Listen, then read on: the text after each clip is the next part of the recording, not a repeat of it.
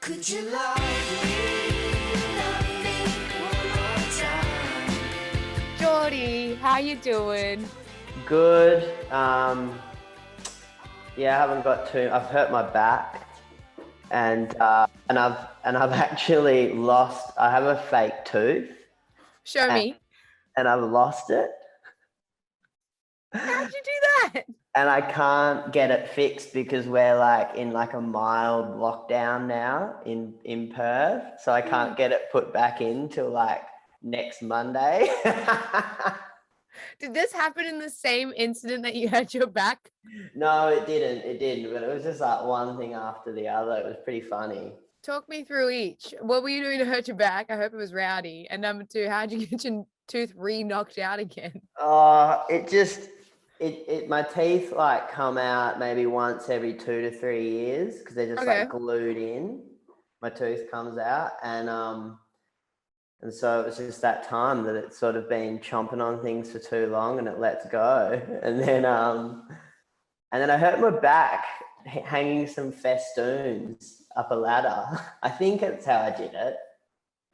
But yeah, I'm in the wars. Yeah, dude, you need to relax. We're kind of lucky you're in a mild lockdown, so you can do a bit of nothing. Yeah. But when I'm in lockdown, I just end up doing all these jobs around the house, like hanging festoons. That's true. That's true. That DIY in you. How is the lockdown going? How's WA? It's pretty mellow. Like we went into like a full lockdown. When was it? On Friday, and it was just like 3 days, and there were no other cases, even though this guy had been walking around with COVID for 6 days. And so now we're just like in a mild one, and then by Saturday it should be fine. Like whenever someone gets out of quarantine, like whenever there's some community transmission, it never blows up too much. And my theory is it's because we're so like spread out. It's not, it's not a real dense city like Sydney or Melbourne, but what do I know? Yeah, fortunate in that sense, but still kind of shit. I mean, you guys were doing so well comparatively to the rest of the country at one point, and now it's like, oh. Yeah, but it's fun. I like it. Slows me down a bit. Yeah, that's nice. That's nice. All right. So how has your touring over in WA been received for between you and me? Surely that would have been a treat. Yeah, it was so much fun just to be. We just felt like super privileged to be able to get on the road in WA and play probably more shows than we've ever played in a couple of months in WA. So we've kind of saturated the San Francisco market, I reckon. That's sick of you. Yeah, but it was amazing. We actually, like, not long ago we played one at the HBF Stadium with Pond, and it felt like a proper rock show. It was like really cool, and just really excited to get back on the road and do it to the rest of the country, because we haven't played any of these songs out of WA. Dude, exactly. Yeah. Are there songs that surprised you from the reception from those audiences? Yeah, I think there were a few songs in there like Reasons, mainly Reasons, that like I was like, yeah, this is like a big song, but then playing it, I was like, whoa, people hell vibe on this song. Like this is what I wanted to happen, and we've only been able to play it to like 500 people at a time, so I can't wait till we can like play it to like a festival or something. Was that the reason why you decided to get that song remixed then? Because you're like, oh shit, this is going off. We need this in the clubs. Yeah, I guess so. I mean, picking remixes, I guess, yeah, I think that Reasons is off the record has definitely done really well. And so that's why I think it's kind of interesting for people to hear it as a remix. And also like just wanted to see what, I guess it is also like the most dancey, one of our more dancey tracks. And so I really wanted to see what Sam would do with it, because he's just like honed his dance skills in a big way. Yeah, fair enough. And how's the 5-piece operating for you now? I love it. I can't live without it. because James, who plays keys, he also plays drums in In Pond. Pond. Yeah, And yeah. sometimes they clash, and so we can't have James.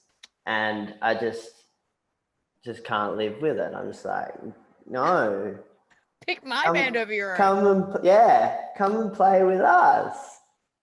But but then I have to remind myself that we did it as a 4-piece for the other 10 years, so we should be all right. Yeah. Does that extra addition kind of change the vibe of touring in any way, or is it still kind of the same? Not really. I think we all just get along really well. I mean, it's like an extra person you can go talk to when you're sick of everyone else, which is nice. It's more, I just think on stage it has like so much more energy, just one extra person, and just like I don't know, it makes the music a lot more, I don't know what you'd call it, just more interesting and dense and all those things, a lot more textures. And he's like incredible at playing keys. So he never plays the same thing twice. And he's just, yeah, it's really cool. How's your gig fitness looking ahead of the tour? My gig fitness, you mean my piss fitness, or how long I can sing for? I think I'm going to start training this month. Oh yeah, like legitimate like gym training, or is it like vocal training? What are we talking? What's our regime? Vocal training. One positive thing that's come out of COVID is Josh and I hit the gym pretty hard now. Oh no, I saw this on your Instagram. You've been posting some beach pics. It's pretty funny. Like, so that's kind of like how we start our day most days, is go to the gym. And so we're like fit. I'm like the fittest I've ever been. I just need to get my vocal cords fit and yeah, probably get piss fit. Need to start drinking more. See, that's the balance. That's the balance. You're getting really fit because you're not drinking as much, probably. And then as soon as you do that, you're like, damn, that gym stuff. Yeah, it's a hard, life's all about balance, really. Life is about balance. Yeah, I'm about that. Is it kind of strange staring down the barrel of it's almost gonna be the end of this album cycle for you? And it's been like a really long process. When I Dream came out in 2018? Is that kind of scary, seeing the end of this little era of San Cisco? Yeah, I'm pretty devoted about the whole thing, because I really felt like this record was like the best work we'd done, and it was like different, and I wanted it to like be able to live its full life as a record. But we've really probably only got like, I don't know, a quarter of touring out of it is what we should have got. And yeah, it's shit. But that's all just part of it, isn't it? I'm sure it's all meant to happen for a reason, and now we just got to get on to the next one. Yeah, I tell you, regional Western Australia is super thankful. Yeah. Would you have toured it overseas then? Would that have been a part of the touring plan? Yeah, when COVID hit, we'd released, a bit of, we already had a tour plan just around Skin and like 2 other tracks, and then we were going to go back and do like the whole record internationally, and similar sort of thing for Australia. Like, we were meant to be on the road for the whole year playing this, and instead, we've probably played 30 shows, and we were probably meant to play like 150. God, yeah, that's rough when you put it in those percentages almost. Have you guys ever toured in San Francisco? Yeah. How do they take to San Francisco there? They like it. They're into it. Because when we came up with the name, we'd had no idea that we would go and play shows in America or like San Francisco, so it didn't really matter. And I think they have like a special place in their hearts for us. Like, usually, like, we haven't got a huge following over there, but when we play there, people will come up after the show and be like, I've been to every gig you've played here, which is like 5 over the space of 10 years. I'm like, whoa, you guys are committed. That's what you want, though. Yeah. I'm into it. It's just like, we don't really go there we don't really go there enough or give them enough love. I feel like we don't deserve it. You need to drop a new merch line for them, specifically for the San Fran fans. Maybe. You could do a San Francisco. San Francisco. San Francisco. I'm into that. Yeah. We need new merch ideas. Might steal it. You've also been working with the Tame Impala boys recently. Oh yeah. Well, with Jay. Yeah, okay. Jay plays bass and James, who plays the keyboards. He yeah. So we work that Jay Watson and James Ireland. They kind of do like a production, mixing, remixing vibe thing together. And yeah, we did a bit of songwriting with Jay and James on a few of the tracks on the record, and we got James Ireland to mix a few of our songs as well, which was really cool. Because before then, we've only ever worked with Stephen Schramm. Yeah. Who's like, yeah. What was the decision then to kind of expand that pool? I think it was just time to try something else, which is always like kind of scary because, yeah, like I said, we've been with Stephen from like, for like 10 years, done all the songwriting, recording, mixing, the whole thing for all the records.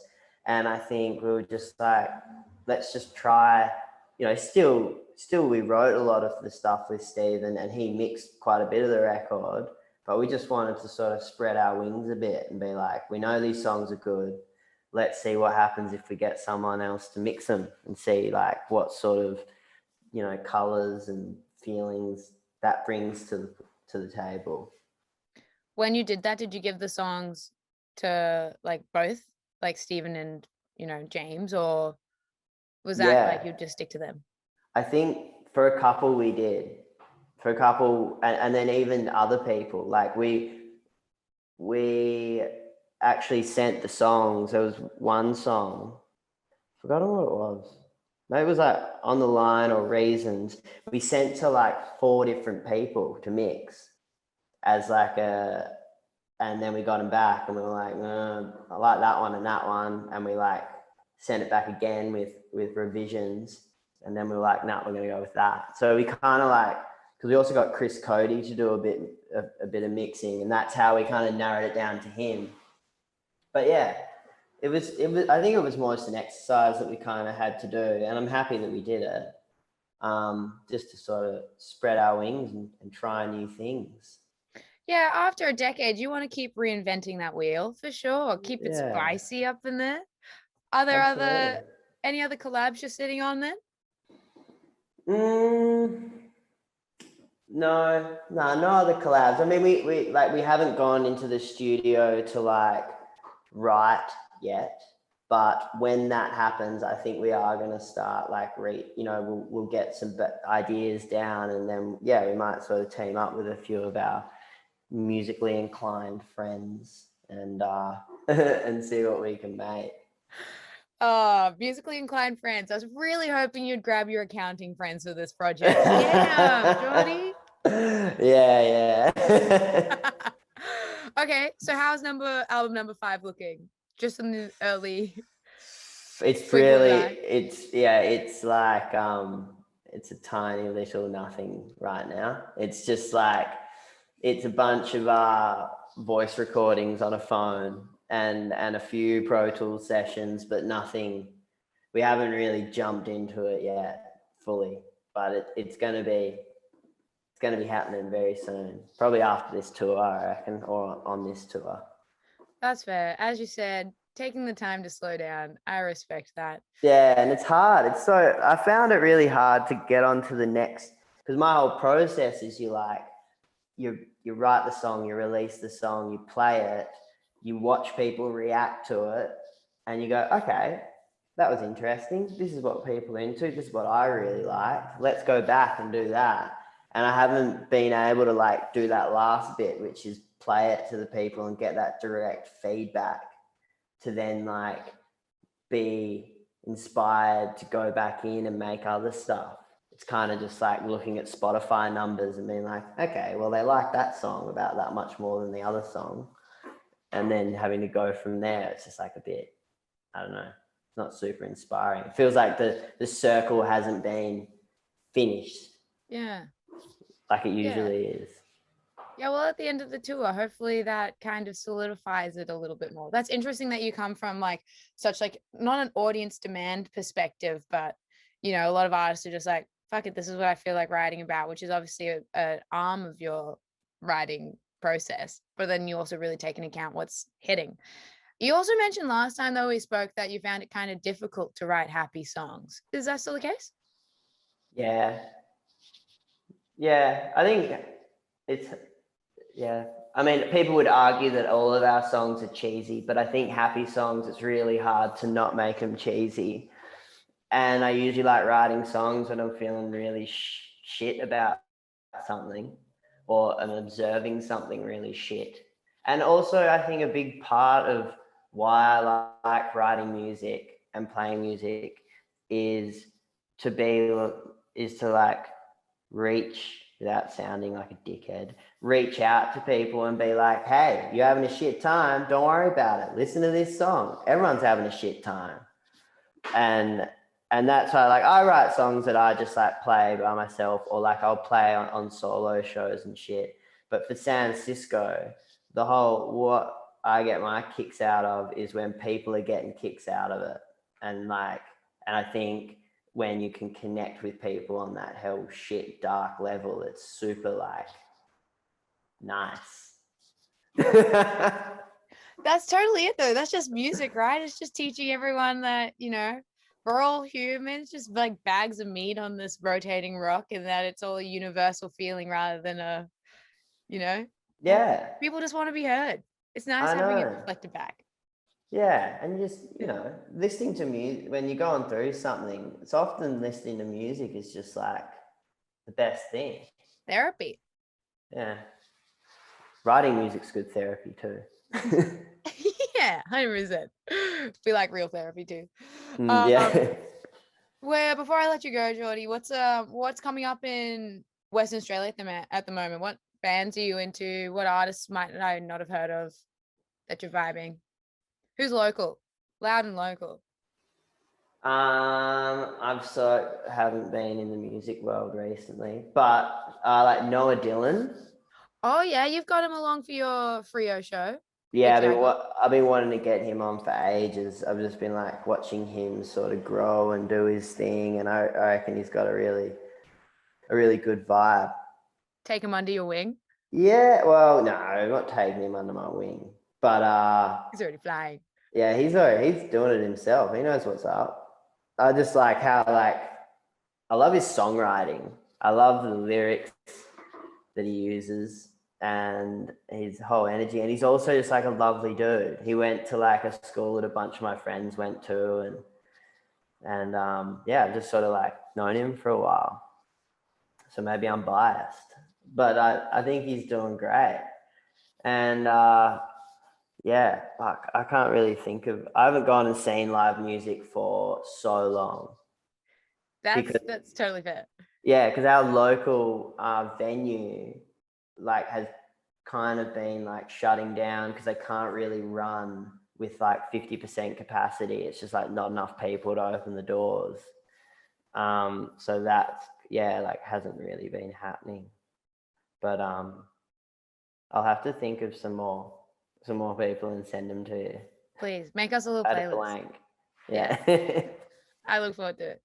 Jordi, it's always a pleasure to catch up with you, man. And best of luck on the tour. I can't wait to catch it. Thank you very much.